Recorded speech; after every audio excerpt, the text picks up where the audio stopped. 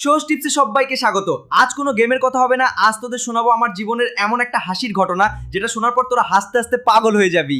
তোদের সবার জীবনেই নিশ্চয়ই এমন একজন বন্ধু আছে যে সারা বছর কিচ্ছু পড়বে না, কিন্তু পরীক্ষার দিন এমন ভাব করবে যেন সে সব জানে। আমারও এমন একটা রত্ন আছে, অঙ্কুশ। তো সেবার আমাদের স্কুলে কড়া গার্ড দিয়ে ইংরেজির পরীক্ষা চলছে। পিন পড়লেও আওয়াজ শোনা যাবে এমন অবস্থা।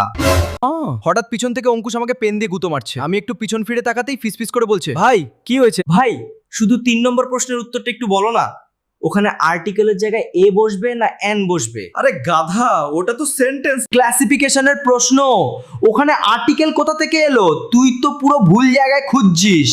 সর্বনাশ! অঙ্কুশ, স্যার এসে গেছেন। আমি কিচ্ছু শুনিনি, আমি অঙ্ক কষছি।